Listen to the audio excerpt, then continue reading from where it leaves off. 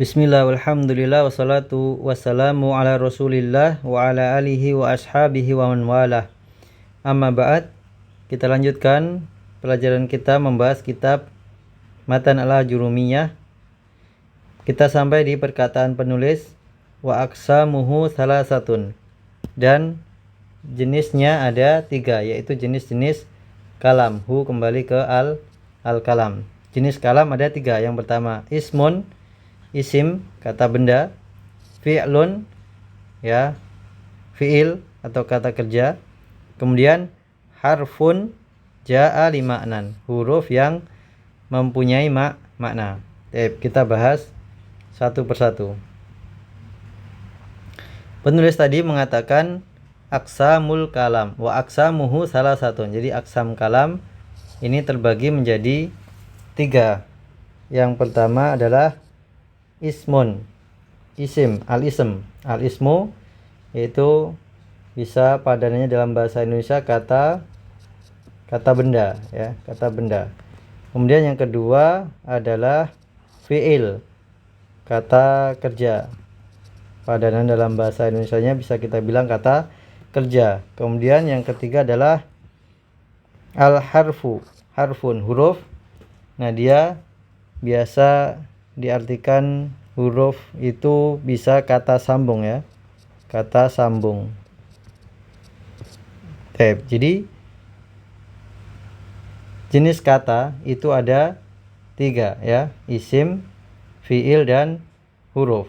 Kita bahas satu dulu dari isim. Apa itu isim? Al-ismu, dia adalah kata yang mempunyai makna, ya, dia mempunyai makna, kemudian tidak terikat dengan waktu. Jadi dia ada 2 kondisi, mempunyai makna tetapi tidak terikat dengan waktu, ya. Contohnya Zaidun. Zaidun itu ini nama orang, ya. Zaid, nama orang, maknanya ya nama orang. Kemudian al-madinatu, Madinah, ini nama tempat. Kemudian al-ghanamu, kambing. Kemudian al-qalamu, pulpen. Kemudian al-ilmu, ilmu. Ini semua adalah isim, kata benda.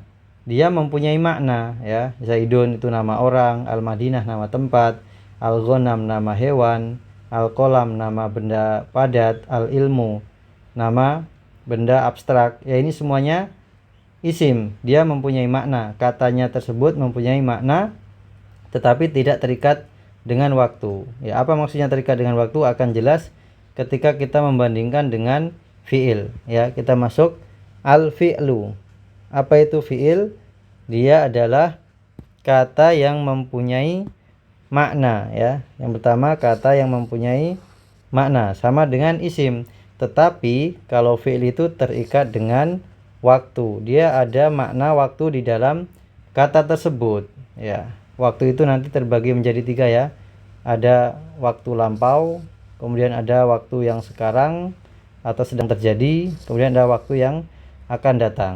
Nah, contohnya misalnya alima, ya, alima. Perhatikan di sini alima itu artinya mengetahui. Jadi alima itu kan sebuah kata. Dia mempunyai makna, yaitu maknanya mengetahui. Tidak hanya mengetahui, di dalam alima itu ada makna waktunya, yaitu waktu lampau. Alima waktu lampau, maka kita artikan telah mengetahui. Nah, jadi di dalam alima ini terkandung 2 makna, yaitu makna mengetahui, kemudian ada terikat dengan waktu, yaitu waktu yang telah lampau terjadi.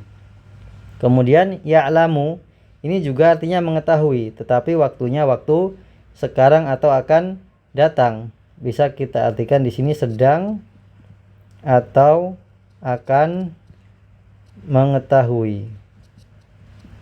Nah, jadi ya'lamu mempunyai makna mengetahui juga, tetapi waktunya saat ini atau akan datang, ya. Ya'lamu artinya sedang atau akan mengetahui. Kemudian i'lam, i'lam ini perintah, ya, perintah untuk mengetahui. Jadi ketahuilah. Ketahuilah. Nah, ini kata perintah termasuk fiil, Kapan terjadinya? Yaitu setelah waktu berbicara. Kita bilang ketahuilah, maka pekerjaannya itu setelah kita bilang dengan kata i'lam, ketahuilah, seperti itu. Jadi ini contoh kata kerja, fiil, dia mempunyai makna dan mengandung terikat dengan waktu. Contoh lain misalnya kataba, berarti kataba itu telah menulis, mempunyai makna menulis dan waktunya telah lampau, telah berlalu. Kemudian yaktubu, sedang atau akan menulis, dia mempunyai makna, yaitu maknanya menulis, kemudian waktunya sedang atau akan datang. Kemudian uktub, tulislah, ini juga perintah, termasuk kata kerja fiil, dan waktu kejadiannya adalah setelah diperintah. Tayyib, ini adalah fiil. Berbeda dengan isim tadi. Kalau isim itu kan Zaid tidak terikat dengan waktu, jadi nggak ada Zaid sekarang, Zaid akan datang, ya, Zaid yang telah Zaid gitu nggak ada. Telah Zaid, akan Zaid, sedang Zaid itu tidak ada. Nah, ini maksud dari isim itu adalah kata yang mempunyai makna tapi tidak terikat dengan waktu. Tayyib, insyaallah jelas. Kemudian kata yang ketiga, jenis dari kalam yang ketiga adalah al-harfu. Nah, huruf ini dia ada dua jenis. Yang pertama mabani, yang kedua ma'ani. Nah, mabani itu adalah huruf-huruf hijaiyah, ya, huruf-huruf hijaiyah. Mabani adalah huruf-huruf hijaiyah yang tersusun darinya sebuah kata, ya, misalnya alif, ba, ta, tha, jim sampai huruf ya. Itu namanya huruf mabani yang tersusun darinya misalnya kata zaidun. Nah, zaidun ini tersusun dari huruf zai, kemudian ya dan dal. Nah, ini namanya huruf mabani, ya, huruf mabani, huruf yang menyusun kata, ya, huruf yang menyusun kata. Nah, jenis yang kedua adalah ma'ani. Nah, ini yang dibahas dalam ilmu nahwu, ma'ani. Makanya tadi beliau mengatakan wa harfun ja'a li ma'nan. Maksudnya adalah huruf yang mempunyai makna, bukan mabani, tapi yang dibahas adalah ma'ani, yaitu huruf yang mempunyai makna di dalam sebuah kalimat, ya. Contohnya min, ila, fi, ya, min, ila, fi. Ini contoh huruf ma'ani. Nah, lebih spesifik lagi bahwasanya huruf yang dibahas dalam ilmu nahwu adalah yaitu kata yang tidak mempunyai makna. Jadi huruf itu adalah kata yang tidak mempunyai makna kecuali bersambung dengan kata yang lain. Dia harus bersambung dengan kata yang lain baru kelihatan maknanya, ya. Contohnya di sini huruf min, ya, min ini termasuk huruf, ya, min. Ia mempunyai min itu bisa bermakna ibtida, ya, bisa bermakna ibtida yaitu permulaan. Bisa juga bermakna sebagian. Nah, diketahuinya dari mana bermakna ibtida, bermakna sebagian? Maka ketika bersambung dengan kata setelahnya, ya. Contohnya dhahabtu minal baiti. Dhahabtu minal baiti, aku pergi dari rumah. Nah, min di sini bermakna permulaan, ya. Aku pergi mulainya dari rumah. Nah, jadi min ini nampak maknanya ketika bersambung dengan al-bait. Kemudian juga bisa bermakna sebagian. Nah, contohnya anfaqtu min mali.